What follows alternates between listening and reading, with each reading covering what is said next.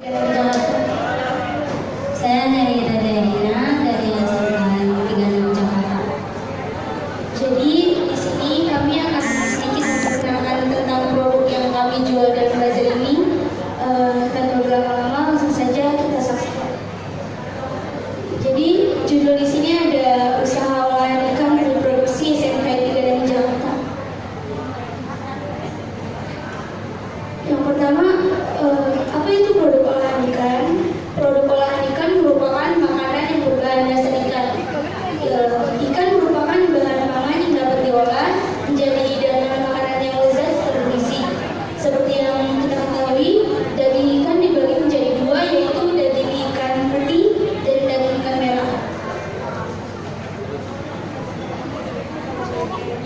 Lalu di sini saya akan menjelaskan apa yang latar belakangi adanya kegiatan produksi olahan ikan di sekolah kami, yang dimana kami tidak memiliki jurusan tata boga, namun kami ada kegiatan memproduksi olahan ikan. Jadi awal kegiatan yang dilakukan adalah sebagai bentuk pemenuhan tugas kami di salah satu mapel, yaitu penanganan pasca panen yang ada di program keahlian bakat di SMK 36 Jakarta. Dari tugas praktik ini, kami menjajarkan kepada guru-guru dan tamu terlebih dahulu, lalu melihat dari respon yang sangat baik, kami mengembangkan usaha ini. Baik, yang selanjutnya yaitu ada alat dan bahan serta cara pembuatan otak-otak ikan. Bisa Bapak Ibu lihat pada slide berikut, alat dan bahan yang kami gunakan adalah yang tertera di sana. Contoh alatnya seperti baskom, kuali, nampan, dan lain-lain. Untuk bahan yang kami gunakan yaitu ikan, tepung tapioka, tepung terigu, serta bumbu-bumbu lainnya. Di slide ini ada cara membuat otak-otak ikan, yaitu yang pertama menyiapkan alat dan bahan yang diperlukan serta bumbu yang kami gunakan. Yang kedua, memfilet daging ikan.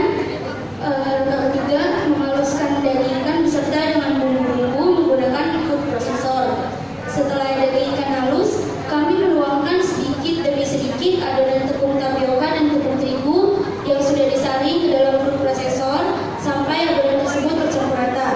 Lalu langkah terakhir yaitu mencetak otak-otak dengan merebusnya.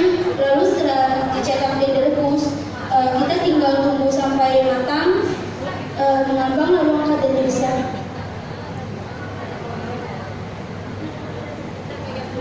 Selanjutnya, setelah membahas alat dan cara pembuatan olahan ikan kami, pemasaran yang dilakukan oleh sekolah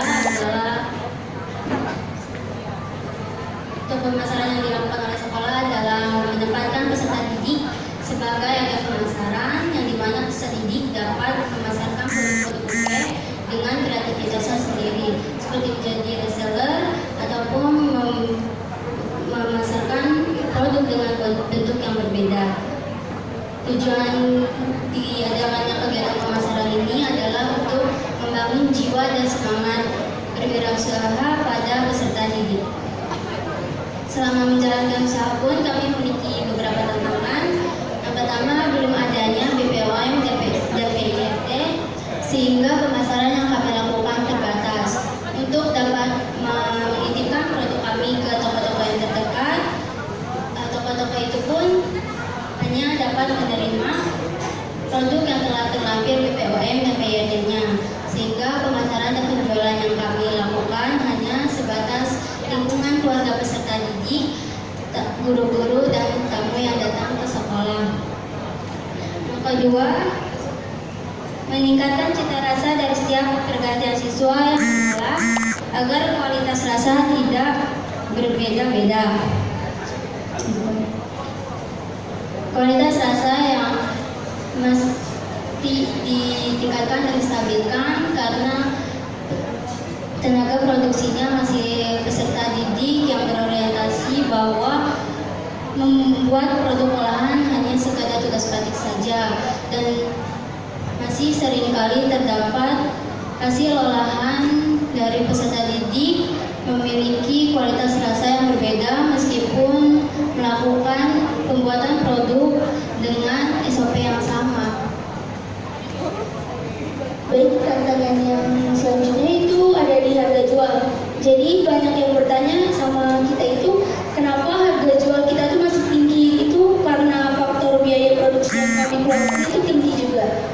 Hal ini diakibatkan oleh pembelian bahan baku yang tidak banyak meskipun dilakukan secara berkala. Tidak adanya gudang atau penyimpanan bahan baku yang menyebabkan jumlah bahan baku yang dihasilkan tidak banyak. Demikian paparan dari kami, kurang lebihnya mohon maaf. Wassalamualaikum warahmatullahi wabarakatuh. Waalaikumsalam.